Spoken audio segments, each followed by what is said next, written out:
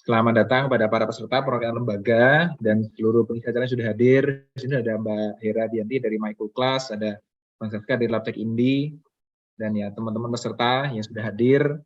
Tadi kita baru aja ya selesai beberapa 10-15 menit yang lalu sesi sebelumnya, cukup ramai, jadi mungkin teman-teman masih rehat dulu ya, mengistirahatkan fokusnya karena perlu untuk sesi berikutnya. Jadi kalau kita agak beberapa telat ya mohon diberi pengertian ya, Mbak Hera, Mas Saska, ya. Mohon biarkan untuk istirahat sekejap. Nah, di sini sekali lagi reminder, perkenalkan nama saya Muhammad Sanulubdika, di sini akan berlaku sebagai MC, dan di sini sudah hadir moderator Mas Bima Lubdika dari Gapatma, dan narasumber Mbak Hera Dianti dan Mas Saska tadi ya, dari Michael Class dan Labtech Indi. Perkenalan dulu untuk FDE. Jadi Festival Demokrasi Ekonomi ini adalah bertema demokrasi di tempat kerja. Tahun lalu kita temanya menyalakan kembali mimpi demokrasi ekonomi, karena memang tahun lalu acara pertama. Nah, di sesi kali ini kita akan membahas tema aneka model struktur perusahaan yang demokratis. Jadi sesi 1 yang tadi, bahasan kita kan banyak di kisaran kepemilikan. Topiknya itu kepemilikan. Jadi dengan pekerja menjadi pemilik, apa efeknya? Itu kan dengan menjadi pemilik ternyata ada efek pengambilan keputusan maupun hak ekonomi. Tapi itu kan tataran organisasi. Sehari-harinya ketika kita mau ngomongin pembagian kerja, sehari-harinya ketika siapa yang mau ngurusin proyek ini itu, mungkin tadi sempat disinggung sedikit oleh Mas Yosi ya. Sebenarnya strukturnya apakah tetap harus hierarkis atau ada cara lain? Atau ada struktur lain? Nah, di sini kita mengundang narasumber dan moderator yang juga sudah mengulik ada istilah yang namanya sosiokrasi atau holokrasi.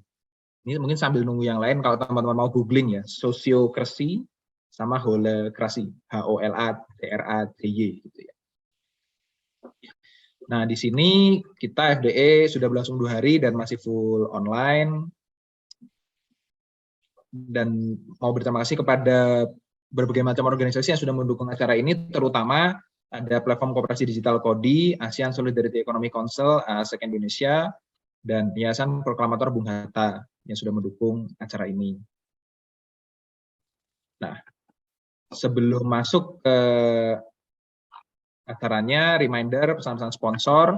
Jadi di acara kali ini kita sudah menyiapkan merchandise, meskipun kita berjauh-jauhan dan acaranya online, tapi kalau mau ada apa istilahnya ya, oleh-oleh atau apa pengingat gitu ya, bahwa sudah mengikuti acara ini, meskipun acaranya online, semoga tahun depan offline ya, atau hybrid minimal. Ada beberapa merchandise yang bisa teman-teman cek di akun Instagram kita, ada beberapa varian, ada notebook, ada sticker pack, lalu ada tote bag, dan mug. Nggak harus beli semuanya, bisa beli beberapa saja, milih-milih. Untuk pemesanan bisa buka bit.ly/merchandise FDE 2022. Nanti kita share ke chatnya juga ya. Itu dari saya sebagai MC. Saya serahkan kepada Mas Bima Lubdika sebagai moderator untuk kelanjutannya. Silakan Mas Bima. Oke, terima kasih banyak Mas Ena. Tadi udah disampaikan ya judulnya pada sore hari ini apa, yaitu aneka model struktur perusahaan yang demokratis oleh Mbak Hera Hardianti dari Michael Class sama Mas Saska dari Labtech Indi. Bocoran sedikit mungkin tadi Mas Hera juga sudah sampaikan sih, pembahasannya lebih ke model sosiokrasi sama holokrasi. Nah ini karena kayaknya udah dari awal tadi acara tuh banyak banget disinggung perkara manajemen gitu ya, bagaimana mengelola, bagaimana manajemen itu selalu jadi isu gitu ketika ngomongin kepemilikan pada level pekerja memiliki perusahaannya gitu. Nah ini semoga di sesi ini, sesi tadi mungkin lebih banyak ke refleksi, terus kayak apa namanya antisipasi yang perlu dilakukan ketika kita mau menginisiasi operasi. Nah ini juga bisa jadi salah satu cara gitu, model yang mungkin bisa jadi solusi atau mempermudah ketika kita bangun tempat kerja yang dimiliki oleh pekerjaannya kayak gitu ya, dengan model struktur yang dua itu tadi. Oke. Teman-teman, ketika mau menyampaikan pertanyaan seperti tadi ya, bisa disampaikan melalui Slido. Saya akan coba share screen.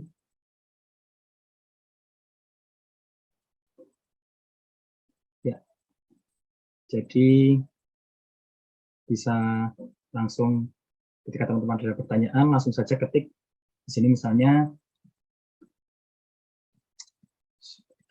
ketik pertanyaannya, lalu namanya, terus dikirimkan. Nah, misal teman-teman memang belum punya pertanyaan, tetap saja buka tautannya, dilihat-lihat barangkali ada pertanyaan yang teman-teman sepakat, oh ini sebenarnya layak untuk ditanyakan. Teman-teman bisa voting, klik tombol ini, jempol. Karena waktu yang tersedia terbatas, sehingga kita akan mengurutkan pertanyaan yang paling banyak di voting terlebih dahulu. Jadi bisa jadi nanti ada pertanyaan yang tidak terjawab. Nah, teman-teman walaupun belum punya pertanyaan, bisa juga tetap buka-buka untuk voting pertanyaan yang lain. Begitu susunan acaranya, nanti akan dimulai pemaparan dari Mbak Ira, lalu dilanjutkan Mas Saska, lalu nanti bisa diskusi tanggapan dari peserta. Gitu. Oke, kita langsung silahkan Mbak Ira bisa menyampaikan. Oke, kayaknya langsung share screen aja ya, biar kita cepat juga.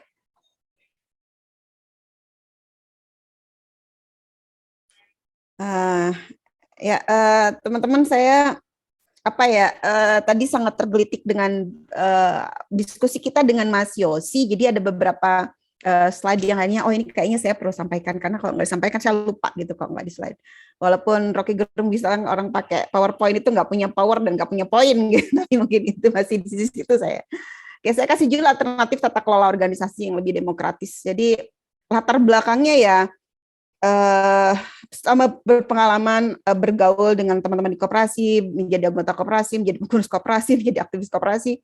Ada hal yang membuat saya sebetulnya sangat terganggu, di mana setiap meeting ya, setiap pertemuan itu jarang sekali orang yang bicara. Walaupun sudah kita kasih kesempatan, sudah kalau misalnya setuju gitu ya, tanpa pernah kenapa kita setuju dalam hal sesuatu, dalam hal yang dikemukakan.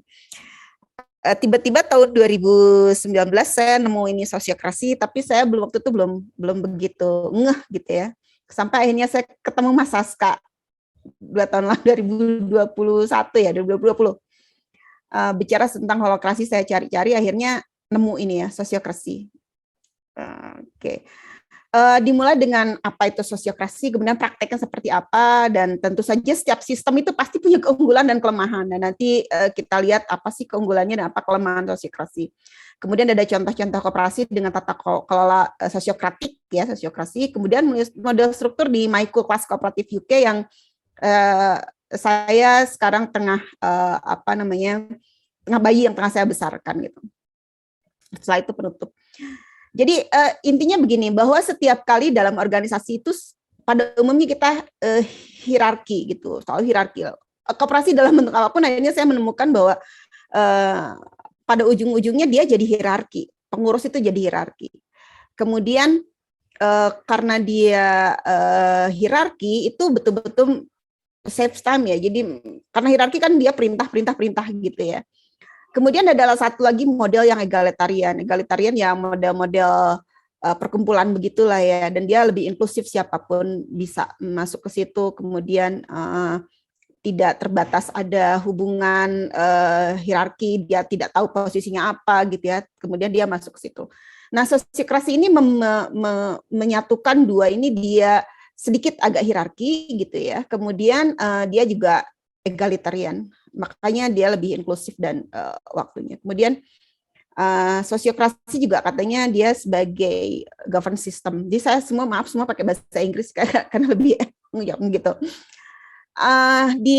Saya ambil semua modelnya karena banyak organisasi yang sekarang pakai sosiokrasi seperti sosiokrasi 3.0 gitu ya. Kemudian ada Lean, ada Scrum, tapi saya pakai yang sosiokrasi for all karena saat ini saya jadi muridnya gitu, saya sedang menimba ilmu di Sosiokrasi Academy.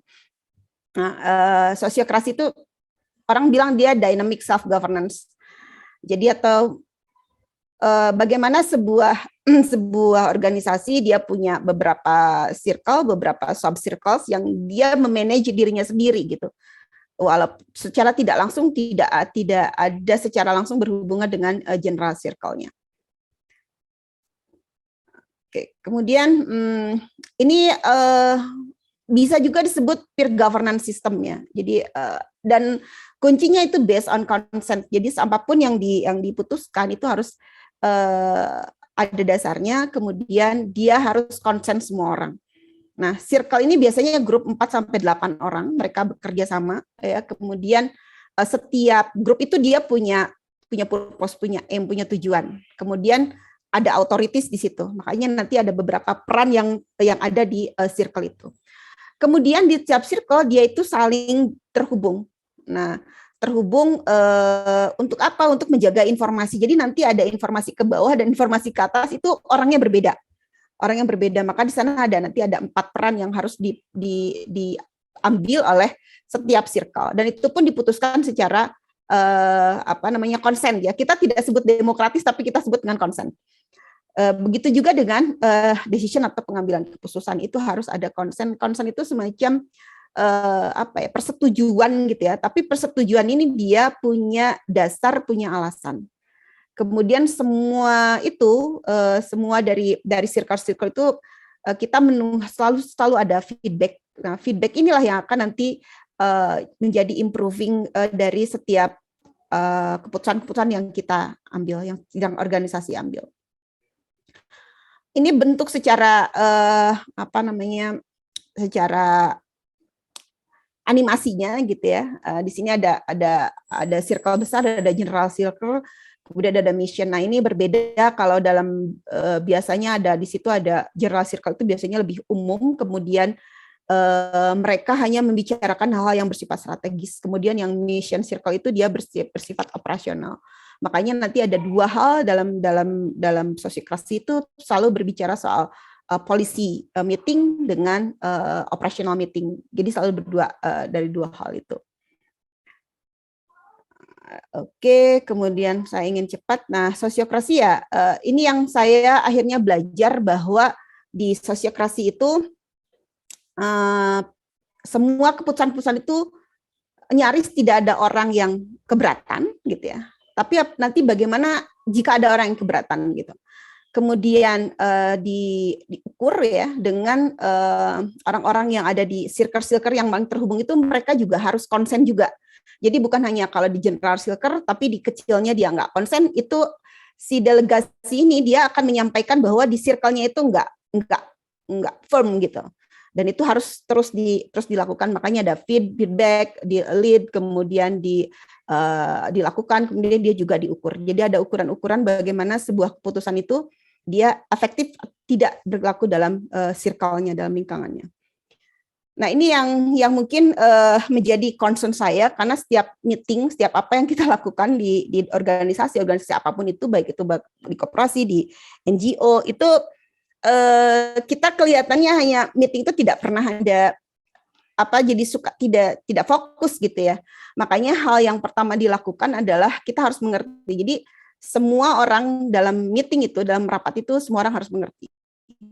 Kemudian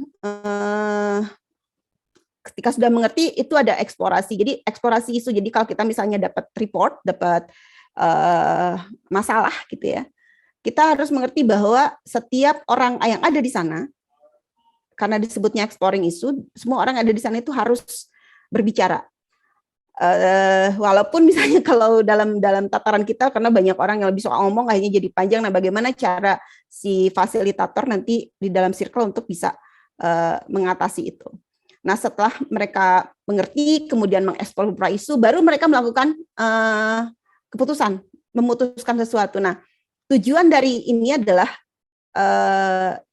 mereka setuju ya atas apa yang sudah dikerjakan dari mulai awal sampai ke isu-isu yang diungkapkan. Ini adalah bentuk daripada format meetingnya, gitu ya. Format meetingnya itu ada check-in dan ini sudah kebiasaan. Kayak misalnya setiap kali kita masuk rapat itu, setiap meeting itu ditanyakan, kamu gimana, bagaimana perasaanmu hari ini, gitu ya. Kemudian Dan dipastikan semua orang yang ada dalam rapat itu bicara. Makanya circle-nya nggak pernah banyak, nggak pernah sampai ke berpuluh-puluh gitu ya. Paling banyak 10 sampai 15 gitu ya. Atau malah lebih kecil 4 sampai 8. Jadi nggak pernah sangat banyak.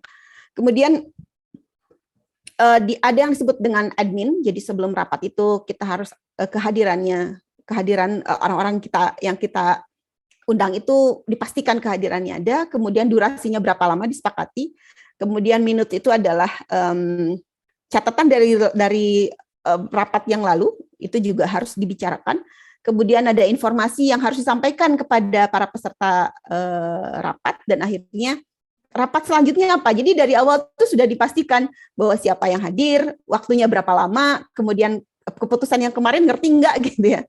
Kemudian ada informasi-info baru, dan meeting selanjutnya itu seperti apa. Nah, agendanya juga harus konsen juga pada agenda. Kenapa? Karena ini juga akan membuat meeting kita itu lebih efektif gitu. Jadi kalau misalnya orang sudah tahu bahwa agendanya cuma itu, mereka tidak akan agendanya kemana-mana. Karena ketika agenda kemana-mana, mereka harus update-nya backlog. Jadi kita punya apa yang disebut dengan backlog.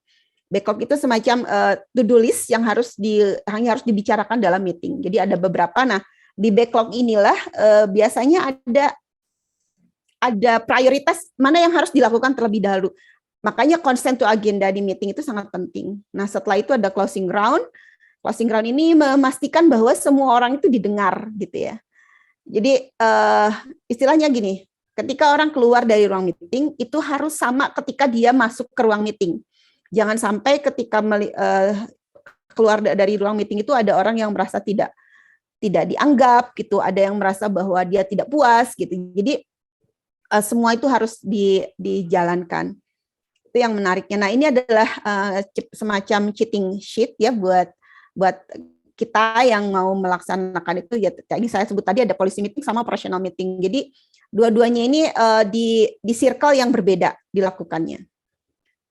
Oke, kemudian mungkin nggak sih ada keberatan ya, tentu saja setiap rapat itu pasti ada keberatan, tapi bagaimana cara kita bagaimana cara kita overcome keberatan itu gitu. Di sini ada beberapa hal yang kalau keberatan itu harus ada dasarnya. Misalnya sudah mengidentifikasi risiko gitu ya yang bisa mengganggu terganggunya tujuan yang akan dicapai gitu ya. Kemudian dia juga harus ada hubungannya dengan tujuan itu. Jadi nggak kemana-mana, dia tidak ada personal gitu di situ. Kemudian mungkin saja keberatan itu sebenarnya ada informasi yang sangat berharga gitu ya, yang kita nggak tahu pada awalnya. Kenapa dia melakukan, kenapa dia tidak setuju atau kenapa dia keberatan. Kemudian tentu saja harus ada alasan-alasan lain kenapa ketika kita mengajukan sebuah kebijakan ya kontradiksi dengan tujuan atau peran-peran masing-masing. Nah, ini salah satu yang mungkin kita bisa apply sebetulnya di kehidupan berorganisasi. Tadi saya sebut ada empat peran di situ. Ada fasilitator, ada sekretaris, ada leader, ada delegate. Apa saja sih mereka peran-perannya itu? Nah, peran-perannya itu ada di sini. Jadi kalau sekretaris dia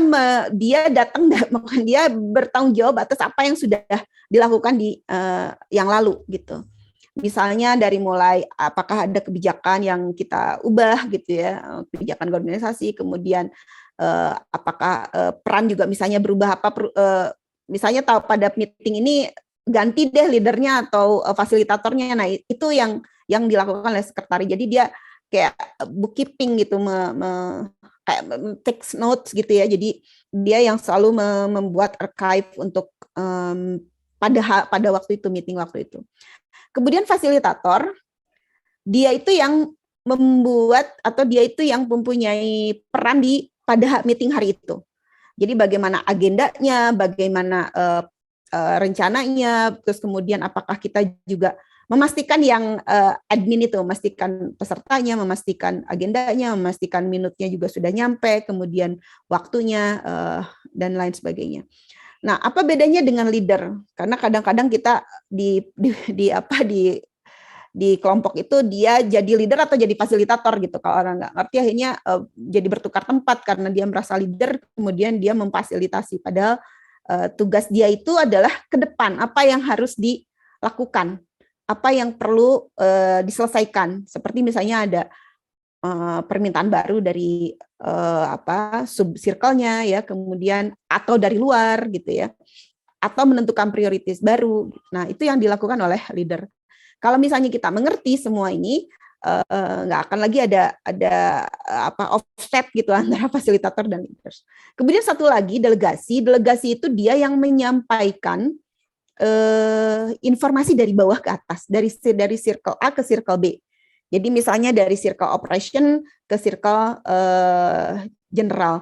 Nanti kita lihat di beberapa praktek-praktek yang dilakukan beberapa organisasi. Nah, tentu saja ada advantage-nya. Advantage-nya ya betul-betul mempromosikan kreativitas jadi dan problem solving gitu ya. Saya belajar baru 6 bulan saja kerasa banget bahwa memang kita harus kreatif dalam biar meeting itu menyenangkan, tidak ada orang yang merasa tidak terdengar gitu ya. Kemudian yang lain adalah tentu saja bisa mendukung bagaimana kita orang-orang yang tertarik seperti investor ya, manajemen, staff misalnya. Dan bisa mempercepat adaptasi untuk berubah gitu. Jadi kalau berubah itu cepat sekali karena sistemnya dibuat untuk seperti itu. Jadi lebih agile gitu. Nah, cuma disadvantage-nya ya ini kita harus benar-benar hati-hati gitu ketika melakukan perencanaan. Itu juga pernah saya rasakan dalam karena kita sekarang punya grup yang khusus belajar untuk itu. Kemudian ini juga perlu dilatih ya, sangat perlu dilatih untuk konsep-konsep baru. Kemudian ya pasti ada orang yang merasa terganggu gitu ya pada proses pelaksanaan itu, ada skeptisme, ada kekhawatiran gitu ya, tapi ada juga excite gitu, ngerasa senang banget. Nah, di Sociocracy for All mereka menerapkan seperti ini. Jadi ada general circle-nya, kemudian ada beberapa mission circle-nya itu dia bisa board, kemudian ada community network-nya di situ. Nah, kita ada di co-op circle ini. Jadi beberapa koperasi-koperasi yang menerapkan sosiokrasi mereka tergabung di sini. Kemudian di training dan consulting ada akademi. Jadi ada 2 hal, ada SALT. SALT itu mereka yang short term cuma 8 minggu gitu ya pertemuan. Ada yang di akademi. Nah, di akademi kita ada 2 hal. Di akademi juga dia kayak sub circle lagi, jadi yang general circle-nya itu di akademi ini. Kemudian yang disebut superpod ini kita sedang bangun, artinya orang-orang yang dia kayak saya, karena kali ini hanya saya dari Indonesia, dari Asia itu cuma 3 orang, saya dari Malaysia, dan kita masuk ke di tim superpod ini. Yang lainnya trainers mentor, kita bisa masuk trainers mentor ketika sudah selesai training. Kemudian kontennya juga, jadi teman-teman bisa lihat di Sociocracy for All, sebenarnya ini ada semua. Nah, yang menarik juga karena saya tergabung kenapa saya bisa juga gabung di Sociocracy Academy ini karena bagian dari di Post Growth Institute ada Open and Need Market. Nah, saya tahun 2022 dan 2021 saya ada dapat fellowship di Post Growth Institute. Jadi saya ada di sini, ada di circle ini, di movement building.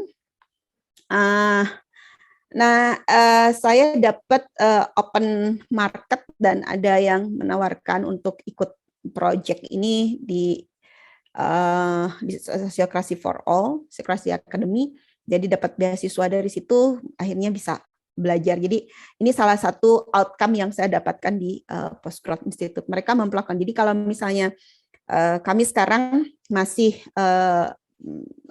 ada kawan yang dia jadi delegate, saya masih member di sini, belum jadi apa-apa. Tapi setidaknya saya juga bisa belajar banyak bagaimana di Post Growth Institute itu menerapkan konsep meeting yang saya jelaskan tadi. Ini adalah Outlandish Co-op. Outlandish Co-op itu harusnya Mas Sena juga masuk sini. Mas Sena bisa daftar jadi anggota Outlandish Co-op sebetulnya, karena dia cooperative technologist. Dia macam-macam ini ya kegiatannya, termasuk di general circle-nya juga banyak, yang ngurus membership juga banyak lagi di pinggir-pinggirnya gitu ya. Ini yang memungkinkan organisasi itu berkembang dan dia dependent gitu ya. Kalau bahasa ini kan desentralisasi organization, decentralisasi authorities organization ya, DAOs gitu ya, mungkin lebih ke situ. Oke, selanjutnya juga ada Blue Sorcerer Bakery dari USA juga sama. Ini bermacam-macam. Jadi setiap tempat, setiap circle itu dia punya ininya masing-masing. Sangat menarik memang.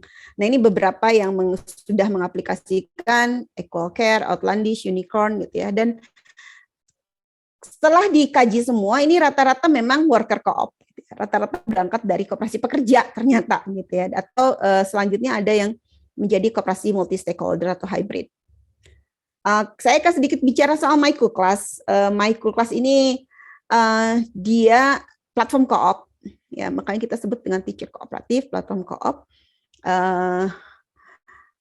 Kenapa mendirikan ini? Karena kita merasa bahwa kami merasa bahwa apa yang terjadi di online, edukasi online itu sebetulnya sangat merugikan para edukatornya, gitu. Jadi kita ingin bahasanya itu liberate gitu ya, dan kita pengen agar guru-guru itu mereka punya dilakukan secara adil, kemudian salary-nya bukan sama ya, tapi dia fair gitu, karena nggak mungkin juga sama, nggak mungkin orang Amerika yang tinggal di Amerika dia punya salary yang berbeda dengan orang yang tinggal di India misalnya, karena kewarganegaraan. Jadi semua orang dinilai bukan di mana dia tinggal, bukan di mana dia natif atau bukan, tapi dia diperhitungkan sebagai orang yang memang punya kompetensi gitu.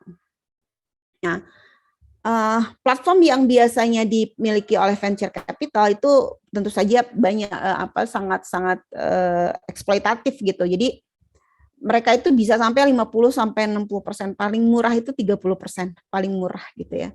Kemudian yaitu ada diskriminasi nasionalisinya, kemudian tapi mereka nggak pernah lihat kualifikasinya. Yang penting kamu bule, walaupun dari mana, walaupun Inggris kamu jelek, tapi tetap kamu dapat nilainya lebih gede gitu ya. Itu mungkin salah satu kenapa pertimbangan pendirian MyCoolClass. Foundersnya 5 orang termasuk saya, dan saat ini masih jadi board directors. Kita sudah bersiap-siap untuk step down nih tahun ini untuk AGM, karena dari kami tidak ada yang ingin terus-terusan jadi board directors. Ini tim membersnya dari Argentina, UK, Ekuador, Panama, Bulgaria, India, Australia, Sweden, Venezuela, dan Portugal. Dan mungkin teman-teman gimana ini cara kerjanya gitu ya dengan tim yang berbeda-beda ini. Oke, ini tempat kerja kita. Kalau misalnya kita tadi dalam bentuk circle, ini kita bentuknya square gitu. Kalau HQ itu semua ada, maka inilah general circle-nya sebenarnya. Kemudian kita punya di tim business finance, kita di director circle-nya, jadi yang tadi board director, kemudian member support, jadi saya ada di sini. Jadi ada beberapa hal yang saya tidak masuk, tapi ada teman lain yang masuk gitu ya. Kalau di operation semua dari board hampir semua 4 orang masuk dari situ. Training development juga ada karena berhubungan langsung dengan anggota. Oke, kemudian ini salah satu contoh apa yang harus saya kerjakan. Jadi di sini, dan ini saya bisa milih gitu ya. Kayak misalnya saya harus ngerisu RWP gitu, kemudian membuat arrangement untuk speaker, kemudian set agenda untuk meeting. Jadi saya seperti sekretaris lah di circle board ini. Oke, dan ini current statusnya kita launch Juli 2021, jadi baru setahun. Kemudian teacher registered-nya ada 282, kemudian studentnya ada 400, yang sudah diajar 1.400 jam sebenarnya ya. Kemudian mata pelajarannya baru 17, kemudian bahasa yang ditawarkan 21, kemudian rata-rata harganya itu 15 pound sterling. Ini yang kita sebut dengan member zone, dan di member zone ini kita berlaku apa yang menerapkan tadi ya, walaupun belum full sosiokrasi karena masih sedikit sebetulnya. Tapi kita menentukan gini, seperti minimum market price. Teman-teman bisa lihat bagaimana kita membuat pool minimum marketplace price. Jadi kita menentukan berapa sih sebetulnya harga yang layak gitu ya untuk ketika kita menawarkan kepada student kepada. Nah, ini adalah bagian yang ada dalam member zone. Kita punya training, kemudian ada platform guide isinya apa yang ada di member zone. Kemudian ada teacher handbook-nya, jadi kita nggak perlu ngajarin orang, mereka cukup baca-baca aja. Dan ini yang wajib adalah cooperative training. Ini bagian dari tanggung jawab saya, bagaimana memastikan bahwa semua anggota itu mereka ikut cooperative training. Jadi ini wajib sebelum mereka diangkat jadi full member. Kemudian ini trick guides ini ini dari anggota untuk anggota. Jadi mereka yang punya ide, yang punya pengalaman itu bisa masukin ke sini. Juga kemudian training video. Ini juga teman-teman yang bikin. Ini adalah bagaimana cara kita juga berinteraksi dengan members. Bagaimana governance-nya, apa yang kita lakukan, kemudian voting election-nya, kemudian kalau kita mau beli shares bisa ada di sini, nanti kita bisa berhubungan misalnya langsung dengan bagian finance-nya, kemudian meet the team, karena nggak tahu ini harus teman siapa, jadi perkenalan, kita harus tahu dengan siapa kita bekerja. Dan kemudian kita punya whistleblower, kontak board director itu akan kita lindungi, tapi harus ya whistleblower lah, bagaimana kita melindungi si whistleblower-nya. Kemudian yang terpikir oleh saya ada bagaimana introduksi sosiokrasi di Indonesia ini adalah satu, saya berpikir bahwa harus diintroduksi dulu koperasi pekerja secara masif karena ini masih jarang dikenal gitu ya. Kemudian diperlukan proses introduksi dan edukasi yang cukup panjang, mengingat kita juga secara kultur itu tidak dibiasakan untuk bicara, tidak dibiasakan untuk mengungkapkan ide, pikiran karena takut, karena malu, karena segala macam lah. Kemudian sudah ada kelompok kecil yang tertarik mempelajari sosiokrasi, ini juga sebuah optimisme untuk kita. Kemudian alternatif untuk tipe tata kelola musyawarah mufakat atau saya katakan demokrasi ala Indonesia karena musyawarah mufakat gitu ya. Kemudian kita juga perlu pilot organisasi yang menerapkan model ini. Jadi saya pikir harus ada pilotnya. Nah, ini penutup sebagai the rules of workplace democracy are founded in solidarity and mutual trust. Jadi ini yang kita pegang bahwa selalu ada solidaritas dan kepercayaan masing-masing ya. Dan ini juga sebagai proses untuk mengintroduksi sebuah ekonomi baru yang lebih ke society setelah kita mini kapitalisme. Terima kasih, mungkin itu dari saya. Terima kasih banyak. Terima kasih banyak Mbak Ira, paparannya tentang sosiokrasi gitu. Yang saya highlight gitu,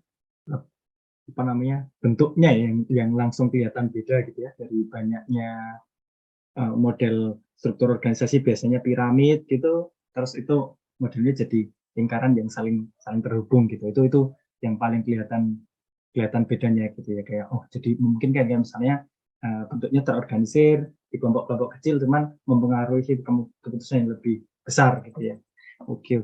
Nah, kita lanjut ke Mas Saska. Siap. Silahkan langsung saja Mas Saska.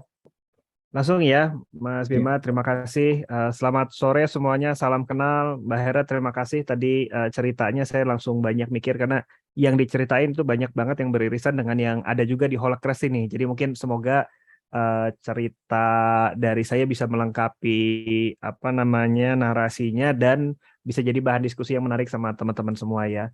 Baik, saya izin share screen dan mungkin sambil kenalan dulu. Katanya tak kenal maka ta'aruf biasa ya. Jadi perkenalkan semuanya, mungkin bagi rekan-rekan yang belum sempat ketemu, belum sempat kenalan, nama saya Saska. Saya dari Labtech Indi. Jadi Labtech Indi ini sebuah perusahaan bergerak di bidang pengembangan aplikasi digital gitu ya. Kami konsultan sebenarnya. Dan kami menyediakan end-to-end service dalam melakukan proses pengembangan produk digital. Yang maksudnya end-to-end itu adalah jadi kalau orang taunya ngembangin software, ngembangin aplikasi gitu ya, itu programmer gitu, programming itu iya, tapi itu sebenarnya justru fase yang di ujung. Tapi yang penting itu justru tidak kalah penting adalah justru proses desain sama research-nya. Nah, makanya kalau kami di industri posisinya kalau software house misalnya ngembangin software tapi nggak bisa research, sebaliknya research agency bisa research nggak bisa ngembangin software. Nah, kalau kami end to end, jadi kami positioningnya cukup unik. Nah, dari awal kami sudah mempraktekkan konsep-konsep design thinking, lean startup, agile software development gitu ya. Yang mana ini jadi salah satu sejak 2000 berapa ya? 2012 kali mulai mempraktekkan ini semua dan ini ternyata nyambung sama gimana proses saya kecemplung nanti ke holacracy. Jadi ternyata saya ini adalah orang yang gemar walaupun kuliahnya dulu kebanyakan main gitu ya, terus suka kuliahnya lama, lulusnya banyak yang ngulang gitu. Tapi ternyata interest untuk melakukan sama topik-topik yang seru. Saya generasi Discovery Channel, National Geographic kan banyak ilmu-ilmu yang seru tuh. Nah, saya senang eksperimen gitu dan ternyata itu juga yang saya bawa ke framework ini. Jadi saya kalau cerita ke klien bilangnya, Pak, kami sudah menggunakan dan menyalahgunakan. Maksudnya sudah mencoba sampai salah, sampai gagal dan dari situ jadi belajar untuk pakai framework ini. Nah, bahkan sampai akhirnya kami pun menyusun framework-nya Labtech Indi sendiri gitu ya. Kami menyusun sebuah framework pengembangan produk digital yang kita sebut sebagai modular product development framework. Jadi kami ngestandarin teknik-teknik yang biasa dilakukan di proses pengembangan produk karena konsep ini tuh terlalu high level ternyata. Jadi untuk dipakai di tataran praktis agak ribet. Nah, ini lebih mudah lah untuk dijadiin apa namanya ke skema project lah istilahnya gitu ya.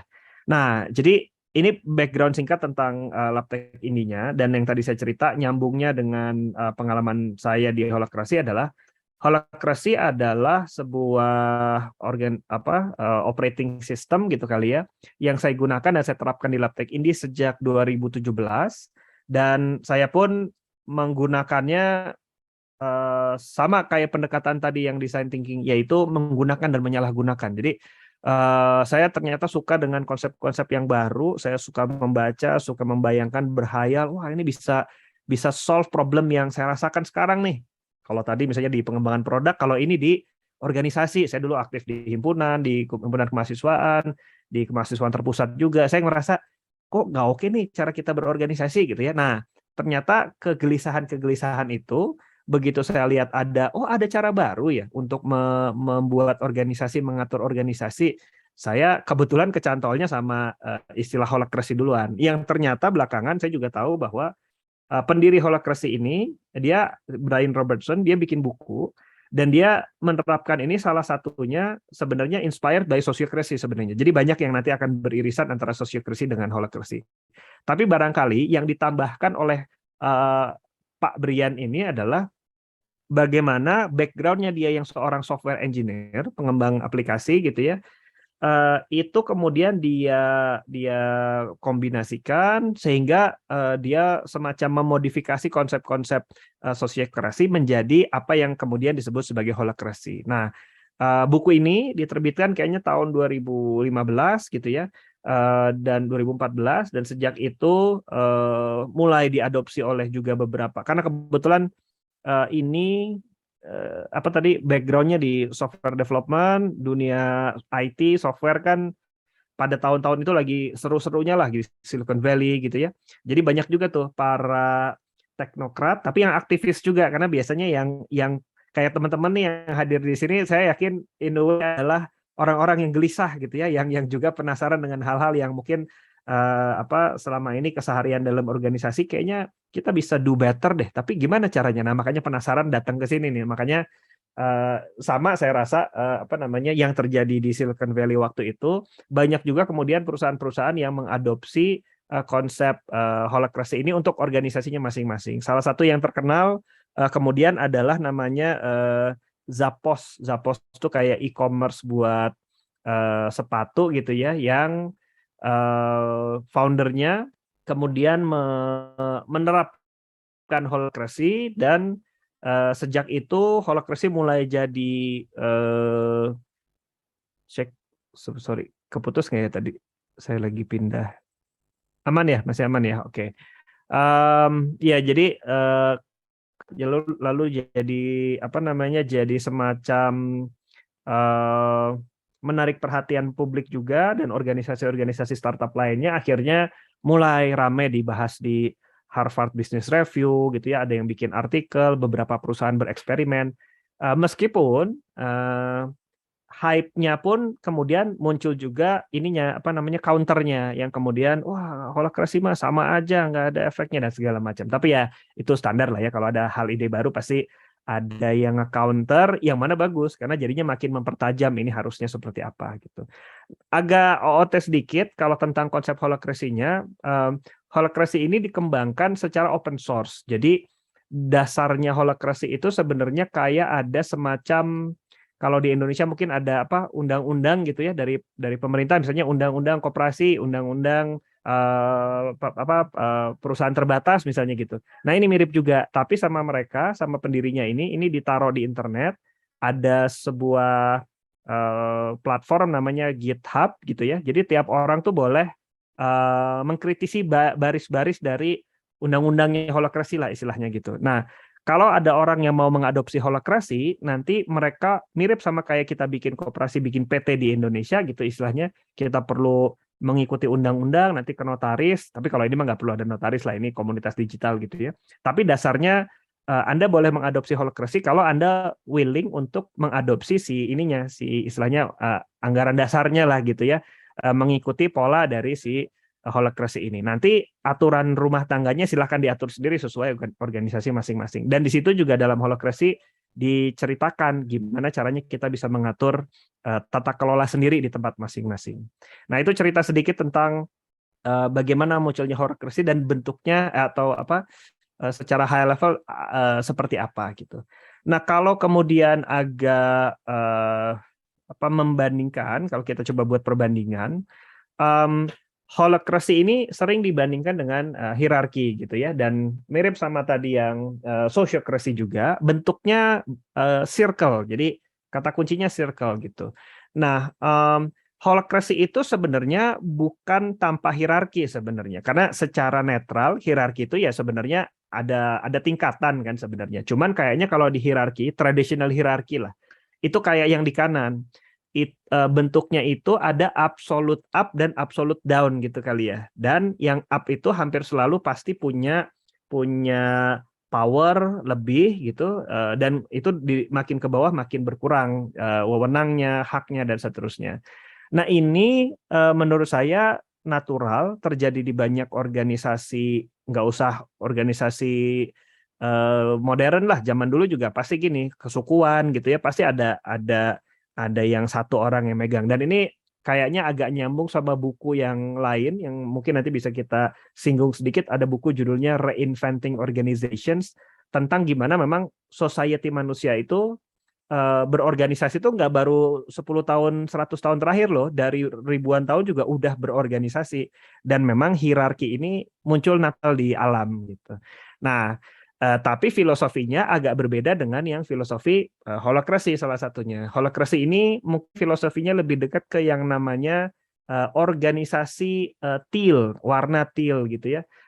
Di buku Reinventing Organizations tadi saya mention itu diceritain, tapi prinsipnya filosofinya organisasi holacracy itu adalah bahwa tiap orang itu punya, jadi yang menentukan value itu apakah seseorang valuable di organisasi ini adalah keunikan kapasitas dirinya, rather than struktur yang udah dibuat duluan gitu, terlepas dari ini isinya siapa gitu. Nah kalau di holacracy di gambar yang kiri, hierarki tetap ada, tapi bentuknya bukan atas ke bawah atau kiri ke kanan, tapi mungkin lebih tepatnya luar ke dalam gitu kali ya. Jadi vektornya berbeda, arahnya berbeda, bukan lagi atas ke bawah, tapi luar ke dalam gitu. Dimana kalau mungkin perbandingannya dengan sosiokrasi tadi, circle-circle-nya itu sifatnya menempel gitu kali ya, Mbak Hera. Nanti menarik buat jadi bahan diskusi. Kalau ini agak mirip filosofinya kayak sel gitu ya. Jadi dari ke dalam gitu, ada ke dalam dan bisa lebih dalam lagi dan seterusnya gitu. Dimana kalau dalam struktur gambar yang sebelah kiri, sebuah organisasi holacracy itu mungkin bentuknya ada sebuah circle yang paling besar, paling luas, mirip sama ini layernya di biologi. Kita adalah makhluk hidup itu adalah organisme gitu kali ya. Kemudian dari paling dalam itu ada sel, nanti dari sel itu bisa membentuk jaringan misalnya gitu. Dari jaringan membentuk organ gitu kan, dan seterusnya sampai akhirnya jadi organisme gitu. Nah, ini agak mirip seperti itu. Nah, yang paling luar itu disebutnya namanya super circle. Jadi satuan organisasi yang paling besar mewakili perusahaan mungkin, mewakili koperasi mungkin, mewakili kelompok RT mungkin gitu, atau organisasi mahasiswa mungkin gitu.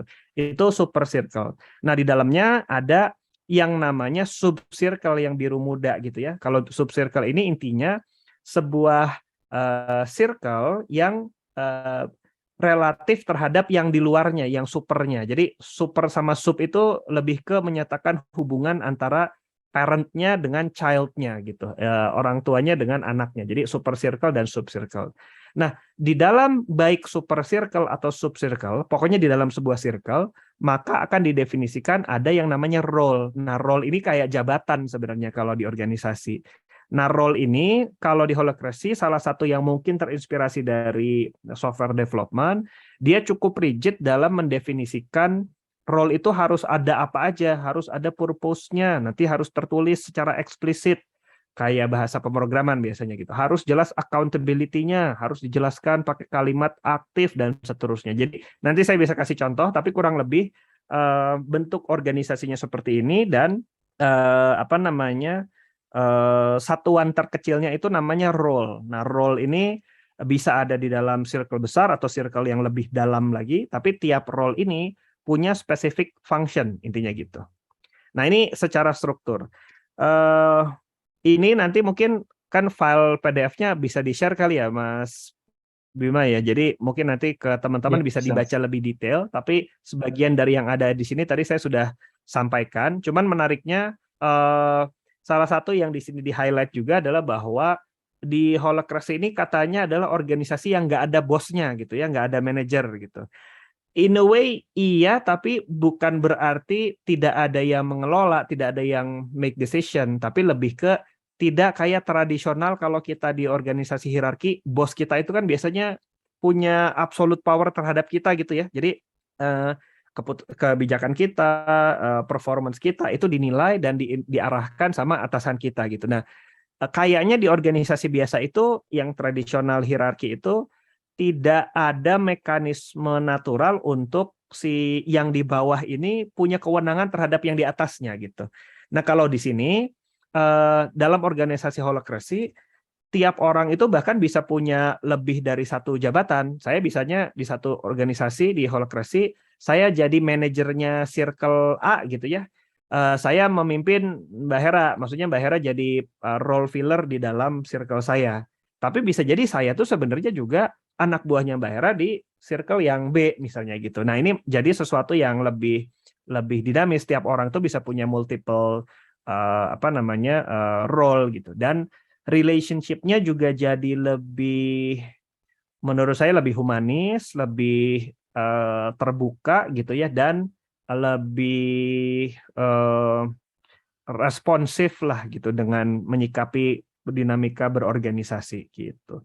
Sehingga kalau boleh di summary secara singkat, holacracy itu apa yang menjadikan unik dibandingin tradisional hierarki adalah bahwa satu, bentuknya itu strukturnya fleksibel tadi, karena satu orang bisa punya beberapa role dan kita bisa mendesain bentuknya dari luar ke dalam itu bisa bermacam-macam. Bahkan salah satu yang ada di undang-undang atau si anggaran dasarnya holacracy itu mirip juga tadi ada beberapa jenis meeting kan. Poin kedua nih ada format meetingnya tuh diatur, dan ada yang namanya kalau di holacracy governance meeting. Kalau governance meeting ini meeting yang khusus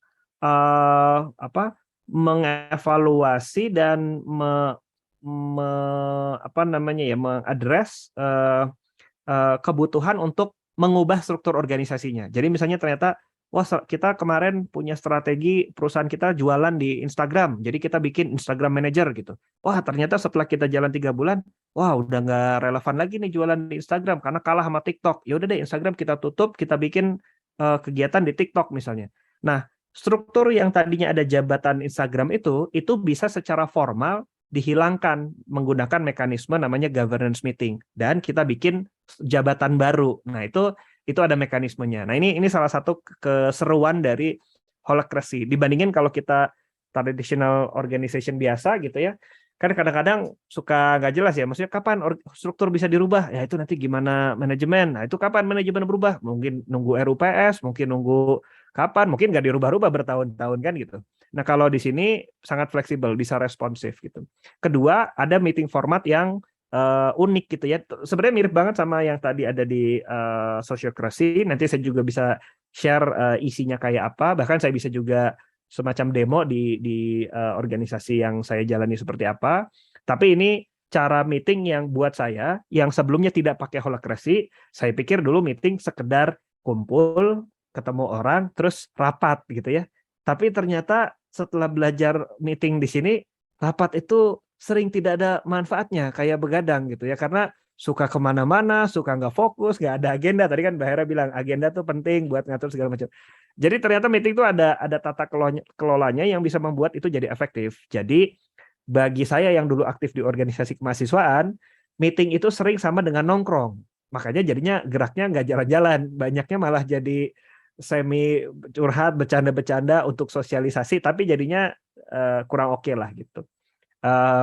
Kemudian yang ketiga poinnya, more autonomy to teams dan individuals. Jadi dengan adanya holacracy ini buat saya pribadi secara value yang saya rasakan setelah saya mengadopsi holacracy adalah organisasi saya itu jadi lebih responsif. Lebih responsif maksudnya kalau ada tension, ada istilahnya namanya tension kalau di holacracy. Kalau ada hal-hal yang tidak sesuai dengan bayangan ideal menurut saya, misalnya cara melayani customer atau kenapa revenue kita berkurang dan segala macam, tiap orang di organisasi itu boleh mengajukan tension. Tension itu jadi kayak mau, wah ini ada yang nggak bener nih gitu. Setiap orang boleh, mau jabatan apapun, di luar, di dalam, siapapun boleh gitu. Nanti mekanisme memproses tensionnya itu tadi, itu ada melalui meeting-meeting tadi gitu. Dan ini membuat setiap orang di dalam organisasi itu difasilitasi untuk memastikan organisasinya survive, jalan gitu.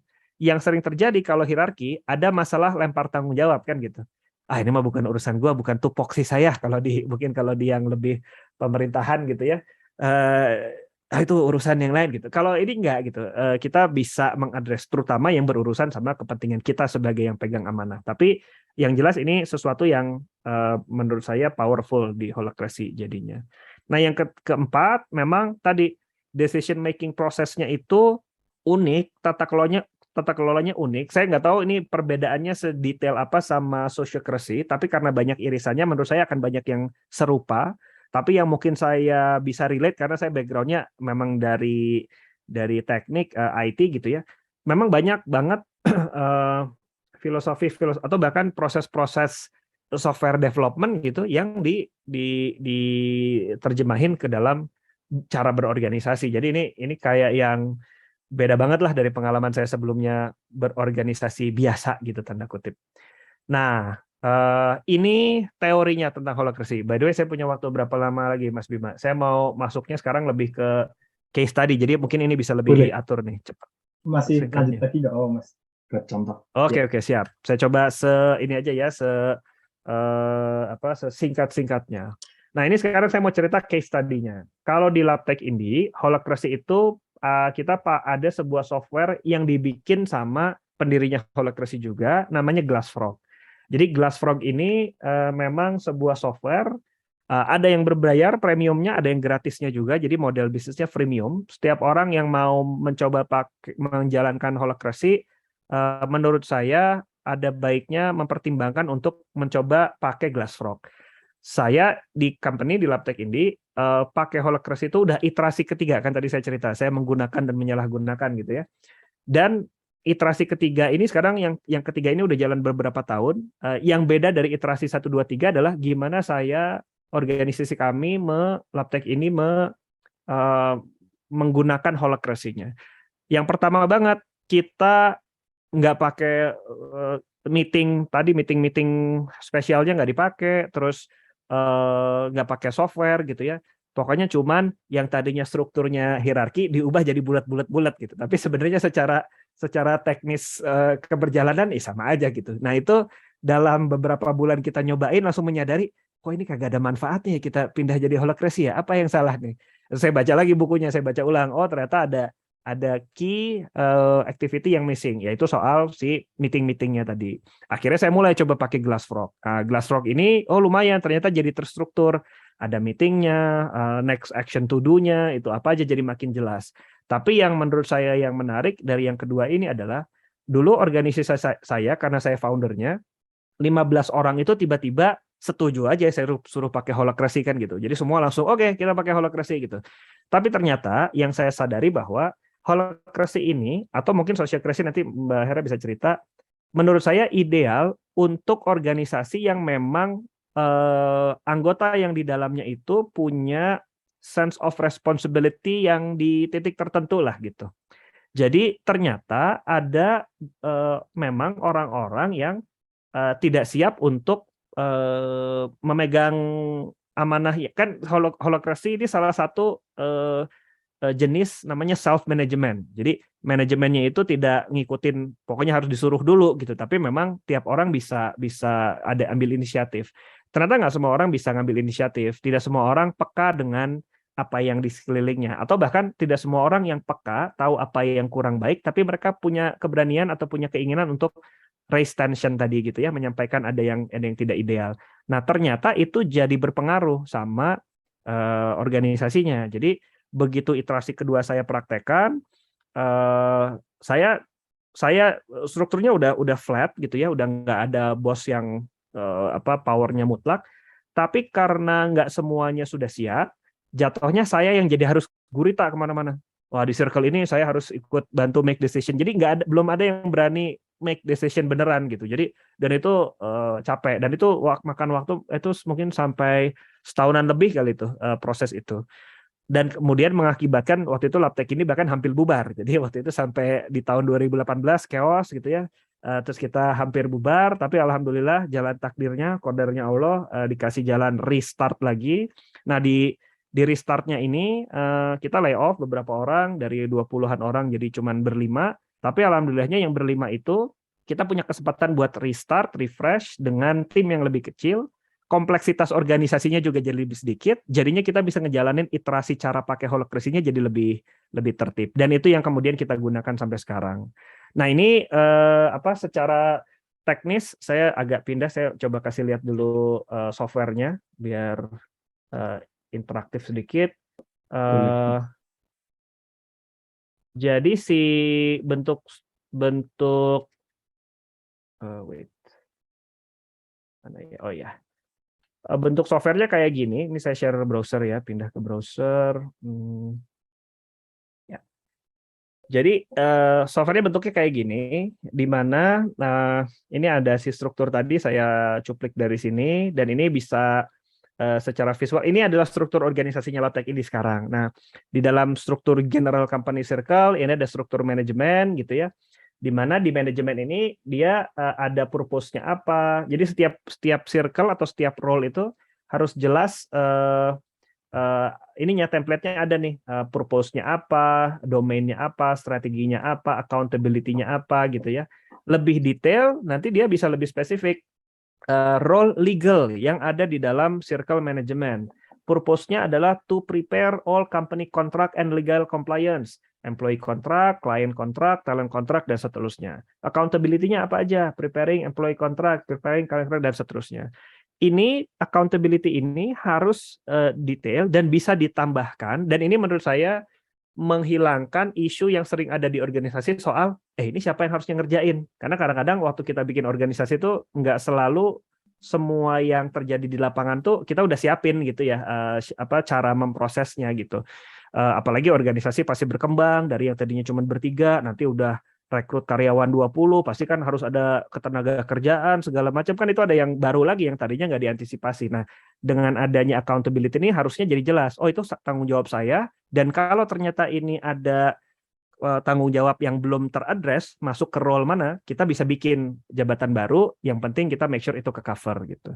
Dan seterusnya, bisa jadi ada yang lebih detail gitu ya, tergantung proses bikinnya. Mana yang lebih detail, misalnya ya misalnya lebih maintaining, create notes, product backlogs untuk outsourcing dan seterusnya. Nah ini sesuatu yang tipikal standar ada di sebuah role gitu di dalam holacracy. Bahkan termasuk policy. Jadi di policy sebuah organisasi itu kita bisa bikin policy yang disepakati melalui teknis governance meeting tadi misalnya. Jadi kayak bikin ini anggaran rumah tangga gitu ya, anggaran itu ada mekanismenya. Kan kadang-kadang kalau di organisasi saya, organisasi mahasiswa biasanya policy itu ada majelis perwakilan anggota gitu. Kan mirip sama organisasi tipikal di kemahasiswaan gitu atau di ikatan alumni, biasanya agak mirip mencoba mengikuti pola negara gitu. Ada perwakilannya gitu ya, demokrasi. Tapi menurut saya di situasi sekarang itu terlalu lambat untuk membuat keputusan menghadapi perubahan yang cepat nih gitu. Jadi itu menurut saya sebenarnya bisa diadres sama pendekatan holacracy. Jadi ini salah satu contoh policy-nya dan bisa capture di sini juga.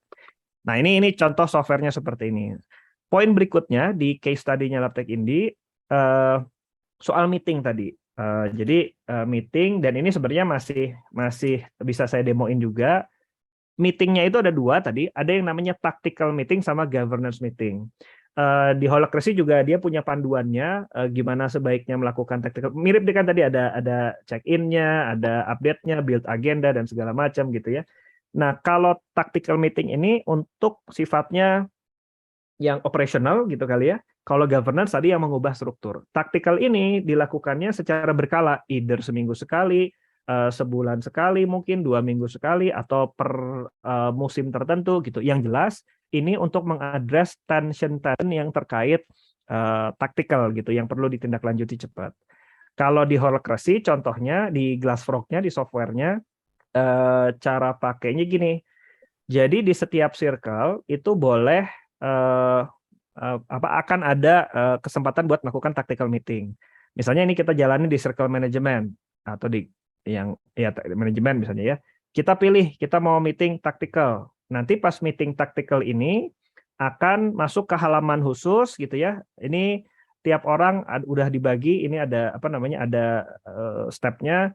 Check-in. Kalau check-in ini semua orang boleh cerita, check-in aja. Check-in tuh ya update kabar, halo-halo, yang penting ngomong lah semua orang gitu. Terus checklist review, update udah belum nih, dan ini nanti si orangnya cuman bilang check uncheck gitu aja. Jadi bukan ngejelasin, cuman sekedar make sure ini engine kita running gak nih, sesuatu yang harusnya regularly kita lakukan jalan atau enggak gitu. Jadi biar dapat high level understanding. Matrix review, nah ini cuman ngelis aja, bisa jadi pakai matrix sendiri, pakai Google Sheets, pakai dashboard apa gitu ya boleh, tapi ini diupdate, ada yang berkala, ada yang mingguan, ada yang bulanan, ada yang quarterly, bebas, ini kita yang atur. Nah, kemudian ada project updates. Nah, kalau project updates ini kayak Kanban, dan ini sifatnya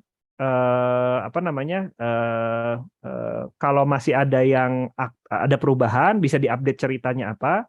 Tapi kalau ada yang udah selesai, bisa dipindahin ke done misalnya gitu ya. Dan begitu selesai, kalau udah done, bisa di-archive, tapi ini sifatnya untuk ngecek progres dari project-project yang memang perlu waktu gitu. Maksudnya nggak bisa langsung, pokoknya biar ke-track lah project-project kita apa gitu. Salah satu yang diadaptasi sama saya adalah, kalau di kita punya habit sekarang, kalau tiap ada yang done, itu kita keprok gitu, supaya kita appreciate the small things gitu. Itu hal-hal nggak penting, tapi itu membantu membuat celebrate the small win kan gitu katanya, supaya membuat dinamikanya jalan gitu. Nah, yang berikutnya ada proses untuk namanya triage issues tadi. Jadi tiap orang yang ikut meeting ini tuh boleh ngajuin tension. Saya ngajuin tension kenapa revenue kita turun gitu.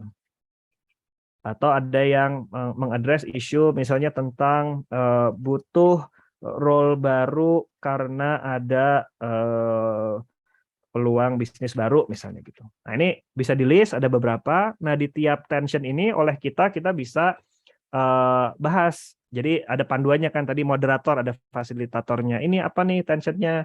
Anda perlu apa? Saya perlu ini di follow up sama role business development. Tolong orangnya si Mas Satterhand gitu ya. Projectnya adalah tolong buat strategic marketing plan baru untuk dieksekusi di Q2 misalnya gitu. Nah, ini nanti di save gitu. Ya udah, ini nanti jadi project yang bakal muncul di project update tadi gitu. Nah, jadi mekanismenya cukup tertib dan tartil. Nanti kalau semuanya sudah mengada, atau kalau kayak yang ini butuh role baru karena ada peluang bisnis baru. Berarti kan ini mau ngubah struktur nih gitu. Nah, ini biasanya to do-nya adalah governance item istilahnya.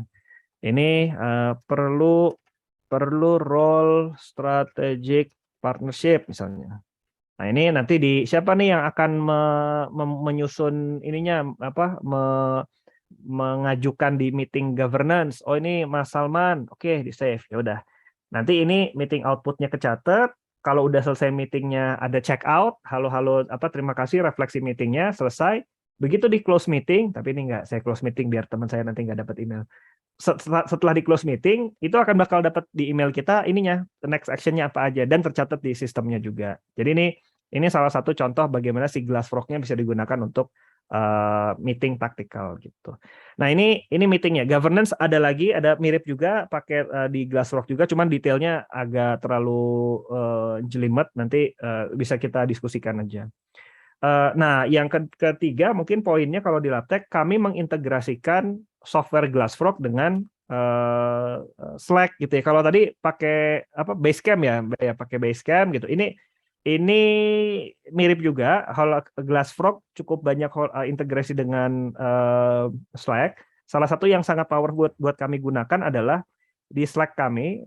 Slack kami gunakan sebagai pengganti WhatsApp untuk komunikasi chat gitu ya. Dan di Slack-nya ini, wait mana Slack? Oh ya. Nah, yang menarik adalah kami punya channel. Jadi ada integrasi namanya action request atau project request. Kalau sebuah role mau kan itu tension bisa diaddress di meeting. Tapi kalau ada meeting yang dilakukan di luar, ada tension yang diketemui di luar meeting gimana? Anytime semua orang boleh ngajuin. Oke, saya mau ngajuin saya butuh misalnya tadi butuh apa namanya bikin role baru gitu ya, atau ada klien yang minta company profile gitu, tolong dikasih gitu. Nah, ini bisa kita pilih role siapa yang mau suruh jalan. Oh, ini role business development. Siapa yang minta? Ini misalnya lead-nya, misalnya saya sebagai CEO dapat kontak namanya Mas Sena, tolong di-share emailnya di detik-detik dan seterusnya. Begitu saya request, ini akan muncul ini saya coba aja kalau ini soalnya saya lagi yang ngerjain. Nah, ini begitu di request, ini bakal muncul di botnya. Bro, lu dapet nih request untuk ngerjain ini. Lu mau accept atau enggak? Lu bisa enggak gitu. Kalau ada yang mau clarify, lu clarify dulu, bisa bahas di thread yang tadi gitu ya. Misalnya ini kita apa namanya? Kita mention orangnya. Mas Salman misalnya. Kenapa harus pakai kompro gitu? Kan bisa di website misalnya gitu. Ya, dan seterusnya. Nah, ini sesuatu yang bisa terjadi on a day-to-day basis. Tapi prinsipnya kita pakai Glassfrog udah lumayan jadi pengganti kantor virtual office gitu ya. Slack dan Glassfrog tuh udah kantor kita tuh di situ sebenarnya gitu. Tapi memang ketemuan fisik, ketemuan meeting itu jadi bagian yang apa namanya memudahkan komunikasi, tapi tetap everything dicatatnya di Glassrock dan Slack. Nah, mungkin untuk case study-nya itu gambaran tentang apa yang terjadi, dan kalau direfleksikan perjalanan Labtech ini mencoba menerapkan holacracy ini, kita udah jalan berapa berarti? Hampir 5 tahun gitu ya menjalankan holacracy. Tapi sebenarnya kita masih banyak masih belajar dan masih jauh dari expertnya holacracy. Bahwa mungkin kita sudah stabil, udah lebih biasa, udah nyaman pakai holacracy ya karena sudah cukup lama iterasi penggunaannya. Kalau kita lihat dari tabel ini ada filenya kalau teman-teman cari, judulnya Self Organizations Maturity Map, khususnya untuk organisasi yang pakai holacracy.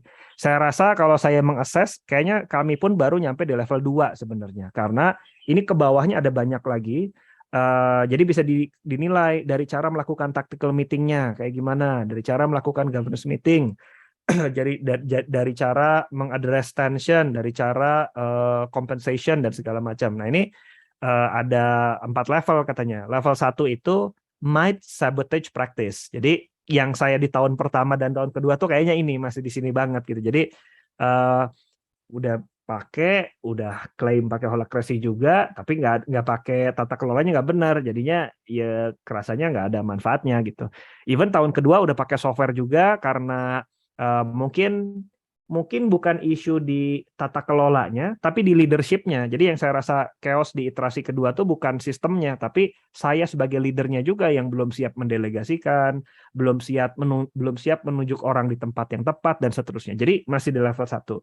Nah mungkin di iterasi yang ketiga di tahun-tahun sekarang kita udah mulai kedua nih, dan ini kayaknya lifelong learning lah ya untuk penyempurnaan. Tapi so far saya sudah sampai di titik yang kalau disuruh bikin organisasi baru dan nggak pakai holacracy, kayaknya kayak udah biasa nonton film 4K terus disuruh nonton DVD lagi gitu. Jadi kotak-kotak nih nanti organisasinya, tidak circle-circle gitu. Jadi rasanya udah nggak bisa balik lagi di organisasi yang lain gitu. Dan tadi nih yang saya cerita tentang, ini agak melebar, holacracy dan saya rasa juga sociocracy sama. Itu kayaknya adalah natural evolution dari bagaimana society berorganisasi. Ini gambar dari buku Reinventing Organizations.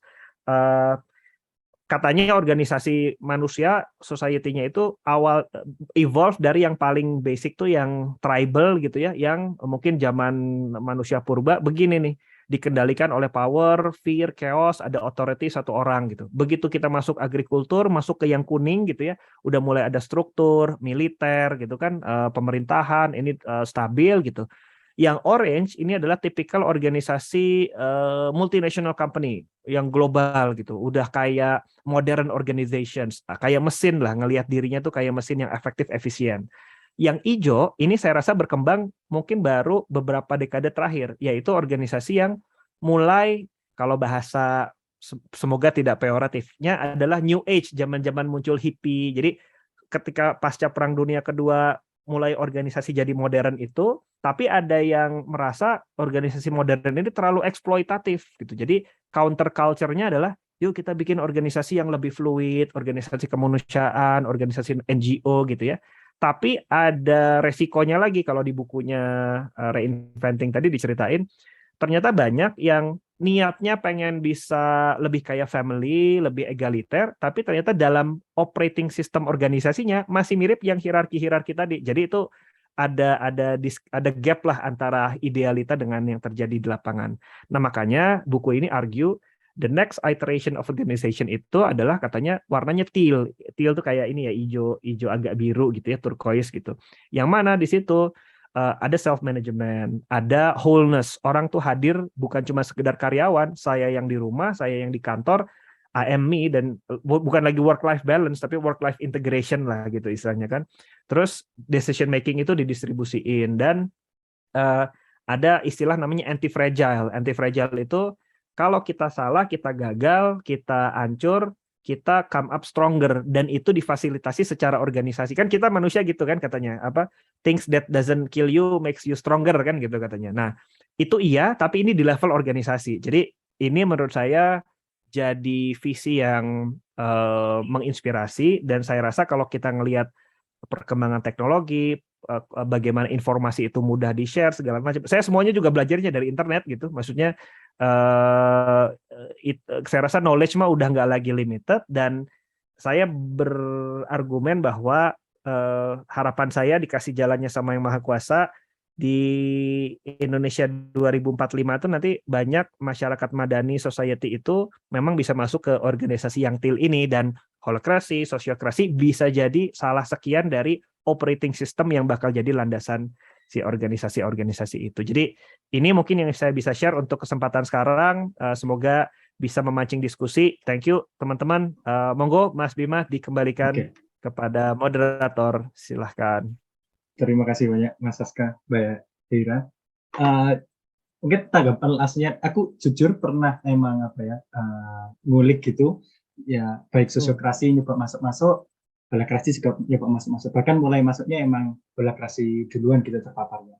Pernah coba pakai Glassfrog-nya, terus juga pernah baca semacam undang-undangnya tadi. Cuman akhirnya berpaling ke sosiokrasi, Mas. Ini makanya ini aku langsung bertanya aja di sini ya. Nah, jadi menarik. Oke lah, Ya. holokrasi aku baca si undang-undang itu kan sekarang udah ada yang terbaru juga ya, yang dia bikin betul versi lebih 5 3.0. Iya. Ya, Ya, itu betul. aku coba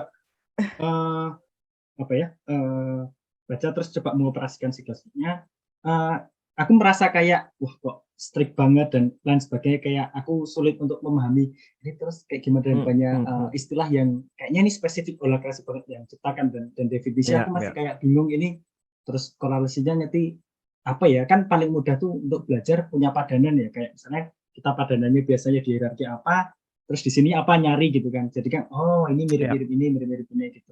Lalu kebingungan di situ. Tapi setelah Mas Saska cerita tadi, kok saya jadi agak mau berpaling juga. Kayaknya belajar holokrasi lagi tertarik. Saya bisa jadi lebih rapi karena ada tools-nya gitu kan. Terus tapi betul.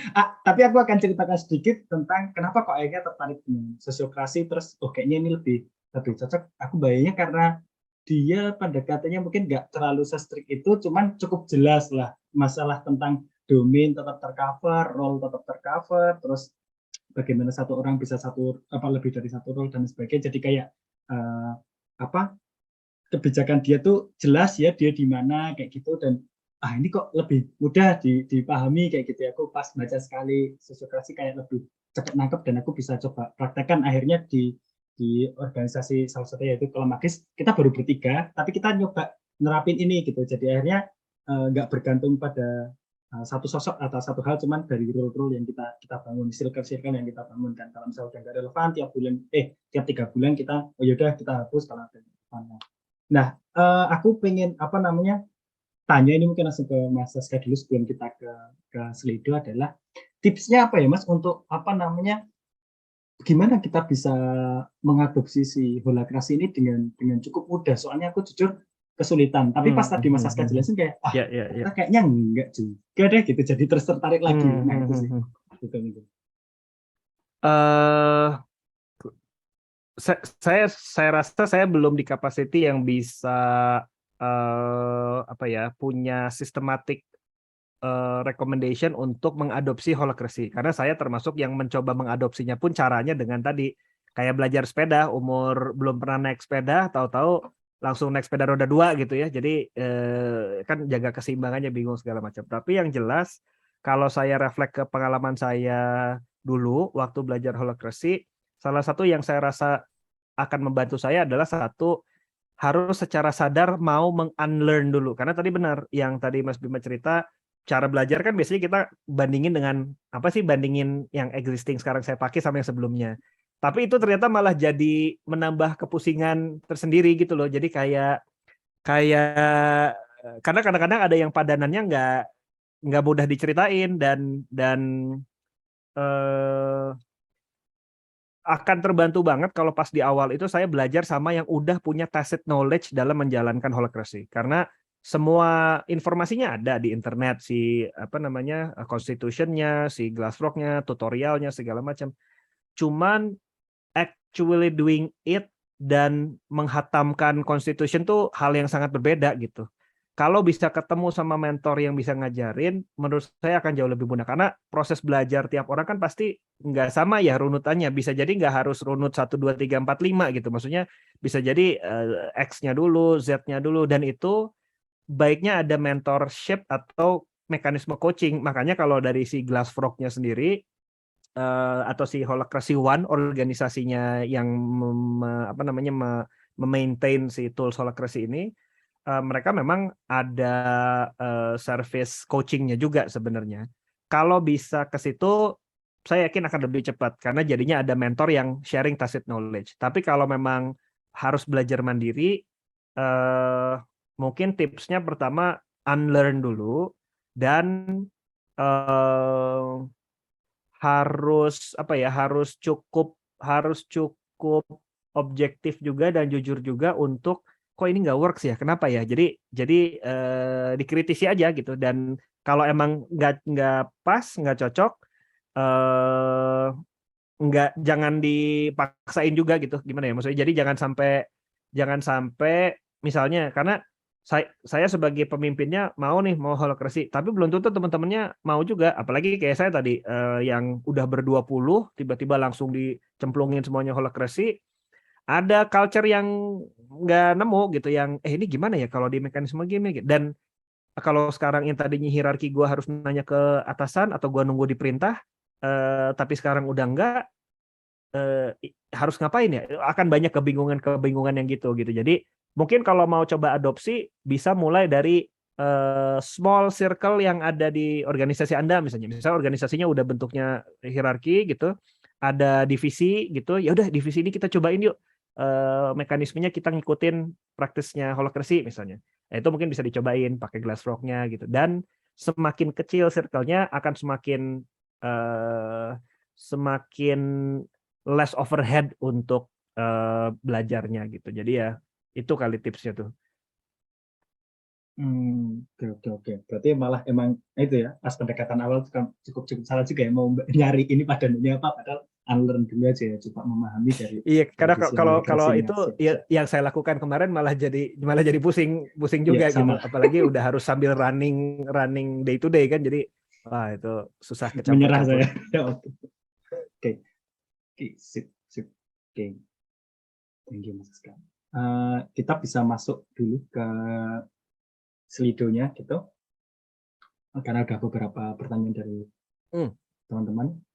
Yang pertama, ini sepertinya tadi untuk Mbak Aira ya, karena ngomongin tentang konsen. Bagaimana cara mengukur seorang anggota sudah well informed untuk bisa disebut konsen? Mungkin Mbak Aira bisa menjelaskan. Oke, makasih. Jadi ada tahapan ketika proposal dilakukan atau usulan, itu ada usulan dalam rapat. Kemudian itu yang disebut dengan clarified proposal. Jadi kita mempertanyakan berkali-kali, kemudian nanti ada yang disebut dengan quick reaction. Quick reaction itu ketika ada proposal, kemudian sudah kita tanyakan kembali ke orang yang mengajukan usulan itu, apakah dia nanti di polisi atau di operasional. Kalau tadi kan di Holacracy itu tactical meeting dan governance meeting. Kalau di Sociocracy dia bilangnya operational meeting dan policy meeting. Jadi itu bedanya di situ. Nah, well informed itu ketika semua pertanyaan semua itu bisa dijawab, kemudian dia sampai akhirnya mengerti, oh ke sini ya maksudnya. Oh kalau gitu saya bisa ikut kayak ini. Jadi ada disebut dengan quick reaction, ada kemudian disebut dengan clarifying, ya jadi kita harus mempertanyakan lagi berkali-kali. Sebetulnya itu yang membuat meeting itu menjadi lama ya. Makanya si fasilitator itu harus pinter banget untuk mengukur durasi, bahwa diingatkan durasinya cuma sekian loh. Bagaimana caranya ini biar bisa tersampaikan tapi orang juga didengar gitu. Nah, kalau well informed ya ketika dia sudah fulfilled ya, sudah merasa bahwa apa yang saya ingin tahu sudah terjawab, makanya dia setuju dengan proposal yang diajukan. Mungkin itu ya dari saya. Oke, Mbak Ira. Mungkin aku mau nambahin dikit, mungkin bisa ditanggapi lagi sama Mbak Ira. Kalau saya coba cari-cari tahu gitu ya tentang konsen ini, lebih ke perkara kayak apa ya? Keputusannya tuh jadi agak melebar, dalam artian bertoleransi gitu, tapi tidak sampai objection, tidak sampai ada penolakan gitu ya. Jadi kayak Iya, ketika iya, semuanya betul. no objection, kayak ibaratnya apa ya? Mungkin nggak setuju amat dengan usulan tersebut, cuman tidak ada Betul. penolakan juga gitu. Akhirnya itu tetap Iya, dan itu memungkinkan untuk biasanya ditaruh di dilakukan gitu ya, backlog, kira-kira. Mas. Biasanya Hmm. tuh ditaruh di backlog. Jadi itu bisa memperbaiki backlog karena kan tadi bahwa si objection itu, si keberatan itu dia harus beralasan gitu ya. Alasannya yang 4 tadi. Kalau misalnya dia berisiko. Nah, setelah itu biasanya kita simpan di backlog. Oh, ini ada orang yang ya untuk saat ini kita setuju saja, tapi ada yang harus disimpan di backlog. Makanya akhirnya dia konsen pada saat itu, tapi nanti untuk meeting berikutnya karena kita ada minutnya kan harus tetap dibacain kan. Kemudian ada minut yang bicain itu pasti ada yang kemarin itu masih jadi ganjel gitu. Nah, itu kita masukkan ke backlog gitu loh, Mas Bima. Saya ini sebetulnya punya project yang dari sosiokrasi adalah mengubah itu jadi bahasa Indonesia, tapi agak susah nyari padanan katanya di bahasa Indonesia. Gitu. Seringkali menjadi tantangan ya. Oke. Mungkin bisa lanjut ke pertanyaan selanjutnya. Ini buat Mas Haska. Gimana langkah awal dan impresi pertama teman-teman Labtech di saat mengkomunikasikan holakrasi pertama kali? Ya. Ini kalau mungkin ada yang nanya di room, ini konteksnya maksudnya mengkomunikasikan ke internal atau ke eksternal ya? Kalau ke internal, ini kayaknya ke internal organisasinya pas awal Mas Haska ya, maksudnya ya. ngusulin kita pakai holakrasi. Oke. Langkah awal gimana dan Nah, impresi? jadi kalau yang terjadi di Labtech ya, karena mungkin ya pasti tiap organisasi beda-beda tergantung orang-orangnya gitu kan, berasal dari istilahnya age group yang sama atau enggak gitu kan, terus seberapa kenal gitu. Kalau saya sih karena dulu timnya lumayan dekat, udah ber-15 waktu itu gitu ya, dan saya cukup mungkin teman-teman tahu saya juga, teman kerja saya tahu saya juga idenya suka nyeleneh-nyeleneh gitu. Jadi waktu saya usulin relatively tidak kaget, tapi lebih ke penasaran gitu. Ini gimana sih, apa sih gitu. Nah, saya dengan cara saya cerita waktu itu ya berhasil aja meyakinkan gitu ya, istilahnya mempersuasi buat yuk kita pakai gitu. Tapi sebenarnya waktu saya lagi mengkomunikasikan itu pun saya nggak tahu gimana cara jalaninnya gitu, lebih ke apa ya, kayak jualan obat aja gitu, maksudnya saya ya mungkin karena saya juga sales gitu ya di kantor gitu, jadi kan harus bisa tuh menjual idea gitu. Jadi anak-anak waktu itu buy in gitu, bahkan sampai dari di iterasi 1, iterasi 2 itu saya juga teman-teman sebenarnya kritis. Oke, lu kasih tahu aja Sas, gua harus ngapain gitu. Itu lebih kayak gitu mindsetnya. Nah, tapi kalau mungkin jadi referensi, kalau ada teman-teman yang mau mencoba melakukan ini ke teman-teman yang lain, pertama menurut saya penting ada konsen tadi tuh, kayak yang bahasan di pertanyaan pertama. Jadi ini tuh beneran apa ya? Kayak ini loh, kayak ganti operating system komputer dari tadinya Windows tiba-tiba pakai Mac kan pasti akan ada hal-hal yang kagoknya dulu gitu ya, atau tiba-tiba pakai Linux kan pasti ada learning curve yang menyeramkan sebenarnya. Dan ini juga saya yakin sama kalau kita mau mengkomunikasikan ini ke teman-teman pasti halnya sama. Nah, sehingga penting buat kitanya juga satu sudah cukup paham risk and benefit-nya, dan mungkin bisa kalau juga merefleksi pertanyaan Mas Bima tadi di awal, salah satu tipsnya kalau mau mengadopsi mungkin adalah juga kasih waktu buat eksperimen gitu istilahnya. Jadi cobain yuk kita 1 bulan 4 kali tactical meeting, cobain nih kalau pakai pendekatan ini gimana caranya. Nanti setelah 1 bulan baru dievaluasi, oh yang oke apa, yang nggak oke apa. Karena kalau saya waktu itu nggak pakai probation period gitu, pokoknya oke, mulai sekarang kita holakrasi ya gitu, oke ayo gitu, tapi ya nggak ada yang mengevaluasi juga gitu, jadi itu agak tricky. Nah kalau saya waktu itu case-nya gitu. Nah mungkin di teman-teman lain challenge-nya bakal beda, net komunitasnya beda juga, level of maturity timnya juga dalam self management juga beda-beda. Mungkin pendekatannya pasti beda sih, saya yakin. Gitu. Oke. Berarti memang penting ya Mas untuk ditentukan kalau langkah awal kita nyoba sekian lama terus nanti diiterasi lagi gitu apa yang baik apa enggak kayak gitu ya. Nah, aku mau Kayaknya nambahin itu juga poin penting tuh. Betul. pertanyaan Poin ini, penting nambahin soal pertanyaan. titik evaluasinya kapan gitu. Oke. Nambahin pertanyaan yaitu kayak gini, apakah semua prinsip atau fitur katakanlah fitur yang ada di Holakrasi itu akhirnya apakah langsung teradopsi semua gitu Mas?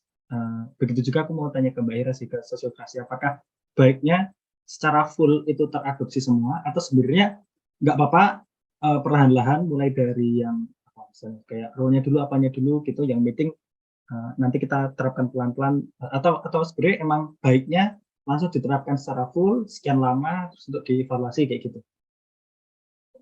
fitur-fiturnya mungkin dari Mas Saska terus ke Mbak Ira. Ya, Nyambung kalau saya sih rasanya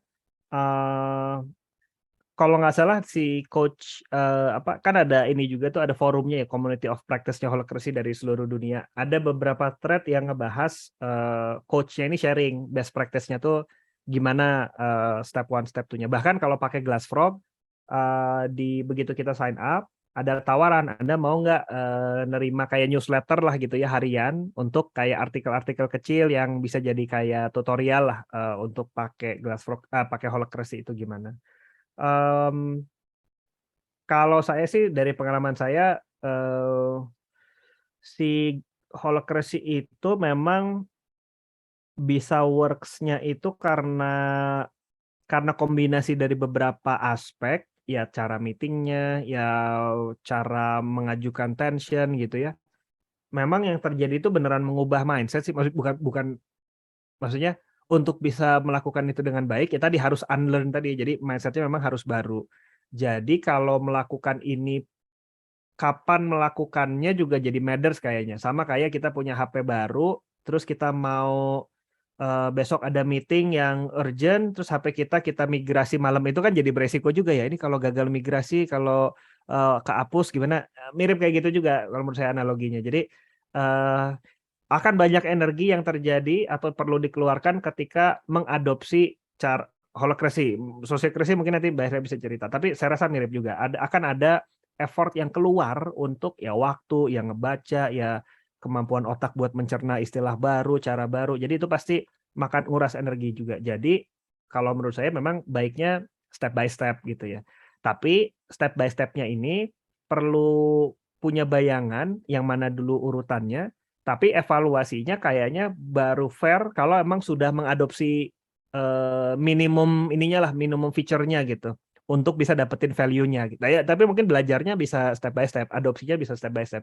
Tapi nanti evaluasi finalnya kayaknya baru fair, baru objektif kalau kita udah nyobain semua aspeknya, ya si governance meeting-nya, ya si tactical-nya, ya si cara raise tension-nya, ya macam-macam gitu. Mungkin kayak gitu.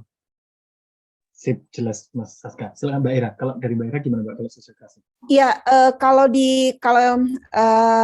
mungkin ya untuk pertama kali ya dari kita belajar meetingnya dulu deh yang paling gampang gitu ya. Kita bisa di meetingnya meeting ala sosiokrasi enggak, karena kalau sudah bisa di meeting itu kita bisa jalan ke yang lain gitu.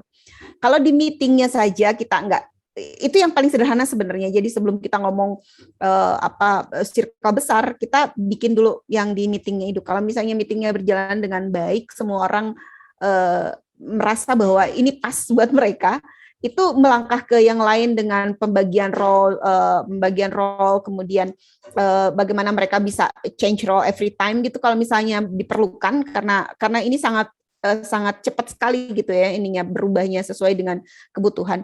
Nah, saya pikir sih berawal dari situ dulu gitu ya, Mas Bima. Untuk nanti dia akan menjadi akhirnya menjadi satu sistem yang whole governance di organisasi kita. Memang betul seperti Mas Saska tadi ya, harus belajar terus, kemudian dievaluasinya ketika misalnya kita ada 3 atau 4 sub circle. Di sub circle itu sudah jalan belum, baru sebelum kita menuju ke general circle-nya gitu. Itu mungkin dari kalau sekarang di apa yang diterapkan di kami seperti itu gitu Mas Bima. Oke. Berarti bahkan bisa mulai dari yang paling kecil, yaitu dari mengaplikasikan model meetingnya sosiokrasi gitu. Nanti baru berambah kemana. Oke, sip Pak. Oke, lanjut ke pertanyaan terakhir mungkin karena waktunya masih ada, kita sampai terakhir nanti setengah 6 harusnya kalau di jadwal. Ini terakhir. Bagaimana model sosiokrasi menjembatani model fungsional gitu, kayak semacam project manager, project relation dalam organisasi dengan model yang struktural kayak ketua, sekretaris, bendahara dan lainnya. Iya, kalau misalnya kita paham ya model dalam governance koperasi itu kan dia kolektif kolegial ya sebetulnya ya. Tapi karena di kita sudah terpatri bahwa itu jadi struktural, akhirnya itu berbentuknya ya ada ketua yang dia punya otoritas lebih misalnya gitu. Padahal dari sisi konsep awalnya ya dia kolektif kolegial, jadi semua perannya sama gitu. Yang bedanya adalah spesialisasi, misalnya ada orang yang ngurusin keuangan, ada yang orang berduduk, itu balik lagi ke peran gitu ya, role-nya sebagai apa, role-nya apa di keuangan, apakah role-nya misalnya di operasional lain, training dan lain sebagainya. Bagaimana sih caranya menjembatani satu, kalau misalnya dia dalam sosiokrasi dia bisa misalnya begini, ada proyek baru, dia bisa membuat circle baru di situ. Jadi peran-peran seperti project manager atau project relation atau peran-peran lain yang misalnya itu akan bisa dengan fluid bisa langsung apply di situ, karena yang akan mereka lakukan itu hanya di pengambilan keputusan ketika proyek itu ketika mereka melakukan pengambilan keputusan dari sisi proyek, siapa yang tetap akan bertanggung jawab ya project manager gitu. Jadi bukan berarti setelah itu teman sosiokrasi lantas kita jadi berarti kalau gitu nggak ada project manager, nggak ada yang tanggung jawab, enggak gitu. Ini hanya proses bagaimana pengambilan keputusan dan biar orang punya peran dan ketika kita melakukan sesuatu semua orang itu aware, semua orang itu tahu dan semua orang itu well informed. Jadi kalau misalnya ditanya project A yang di circle itu mereka tahu semua gitu, bukan hanya si project manajernya saja gitu. Oke, mungkin itu ya. Mas Bima. Mungkin Mas Saska juga bisa jawab sih sebenarnya ini di holakrasi juga gimana Mas kalau model fungsional sama struktural ini. Iya. Kalau di holakrasi mungkin lebih taktis kali ya. Jadi biasanya kalau di kita si role tadi misalnya ada si project manager itu ya tadi bisa dibikin role-nya langsung tuh. Ini untuk project A misalnya, ini accountability-nya ada role project manager di circle tertentu gitu. Ya udah bisa dibikin role khusus gitu. Atau bisa jadi ada satu role yang menanganin beberapa project sekaligus misalnya gitu. Jadi kayaknya holakrasi lumayan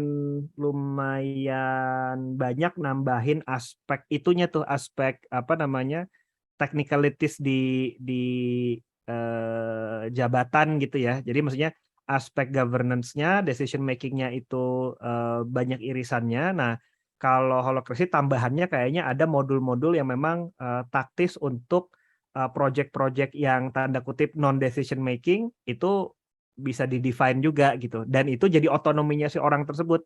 Misalnya ada orang yang tugasnya khusus role project management gitu, pokoknya semua project yang masuk itu dikelola sama si orang itu, ya bisa juga gitu. Nah nanti tinggal diatur relationship si project manager ini dengan administrasi, misalnya tim admin itu gimana. Nah itu mungkin bisa pakai policy atau tim adminnya bisa ada di dalam circle yang sama. Nah itu tergantung kompleksitas komunikasi di projectnya gitu ya. Tapi intinya kalau di holakrasi kayaknya feeling saya yang salah satu yang jadi tambahan modifikasinya adalah adanya mekanisme taktikal gitu, yang itu satu bagian dengan mekanisme ADART-nya si holakrasinya gitu. Mungkin begitu. Oke, sip. Karena waktunya udah hampir selesai, udah kalau di WIB udah mau maghrib juga gitu.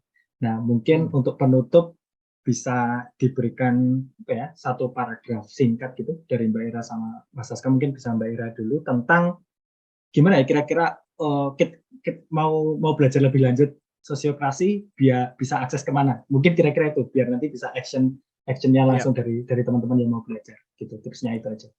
Oke, kalau sosiokrasi saya belajar sekarang di Sociocracy for All, www.sociocracyforall.org.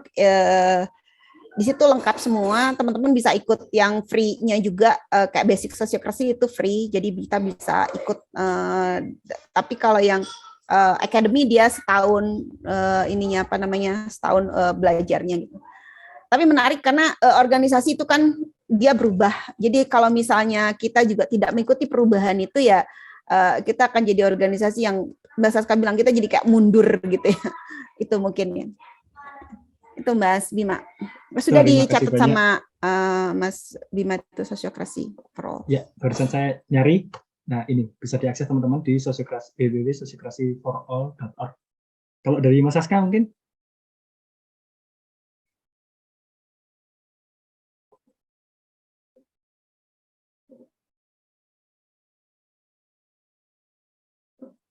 Halo, suara saya masuk?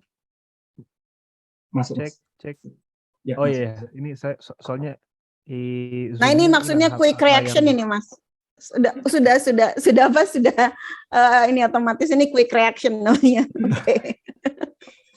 Oke. Kalau di holokrasi mungkin satu kalau mau adopsi best, kalau saya rekomend sekarang cari forum practitioner karena knowledge-nya ada banyak di internet. Tapi tadi kalau nggak ada ya kayak ngaji kali ya, kalau nggak dibimbing kan ya bisa aja sih ngaji baca Quran sendiri atau baca kitab gitu ya. Tapi kan perlu ada yang bisa menafsirkan gitu. Nah, jadi kayaknya bagusnya ketemu sama komunitas yang udah mempraktekkan karena cara kita menerjemahkan kalimat ini di Constitution maksudnya gimana, cara prakteknya gimana. Kayaknya terlalu kompleks kalau kita interpretasiin sendiri, nyoba sendiri, terus kesal sendiri ketika nggak works gitu ya. Nah itu bisa dihindari dengan nanya ke yang utek. Ya yang di Indonesia mungkin ada beberapa, kalau nggak salah company kayak Heavenly Blush itu pakai holokrasi, terus ada GVM Network kalau nggak salah. Tapi ya memang belum banyak di Indonesia. Saurseli, Heavenly Blush ya. Kalau nggak salah apa Saur Sally kata istri saya ya pokoknya ada organisasi itulah gitu. Jadi di internet ada community of practice holokrasi, itu bisa join, kenalan nanya-nanya di situ. Saya yakin pada banyak yang mau sharing sih. Oke. Itu paling Mas Bima. Ya, sip. Ya, itu kayaknya tepat banget sih Mas, soalnya dulu juga pas baca holokrasi kayaknya tersesat gitu tafsirannya jadi malah males. Tapi akhirnya ini untuk ini jadi tertarik lagi lah. Jadi dua-duanya cukup seimbang di holokrasi kira-kira nanti mau pakai yang mana. Oke. Terima kasih banyak Mbak Hira, Mas Saska, mungkin kapan-kapan bakal dikontak lagi sama teman-teman kalau mau tanya lebih lanjut tentang sosiokrasi maupun holokrasi untuk implementasinya di organisasi masing-masing. Begitu. Saya mohon maaf apabila ada salah kata dari saya sebagai moderator. Saya kembalikan ke MC ke Mas Bima. Terima kasih sekali kepada narasumber Mas Saska, Mbak Hira, moderator Mas Bima dari Kapatma dan Kula Magis. Semoga menginspirasi. Dan sebelum ditutup, mari kita foto dulu. Mohon dibantu yang bisa memunculkan videonya, dan mungkin reminder sekalian, kan udah sempat di-share background Zoom ya, kalau yang sempat mungkin minta tolong sekalian ditambahin, jadi biar ramai. Kita tunggu beberapa detik untuk membuka video.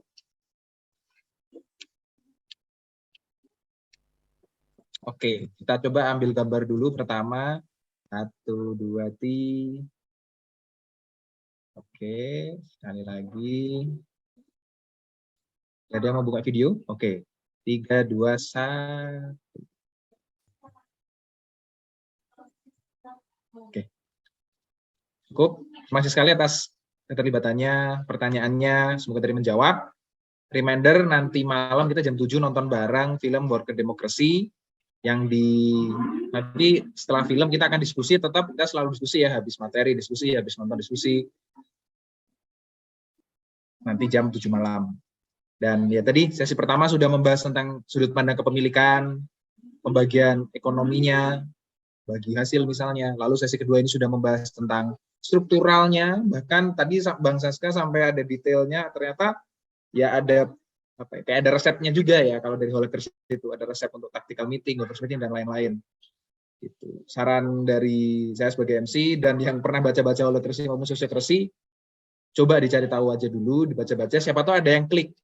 Gitu. Entah yang Hola atau yang Sosio atau yang lain. Yang penting sebenarnya terus mencari, dan kalau ada keraguan terus dicoba cari jawabannya. Terima kasih.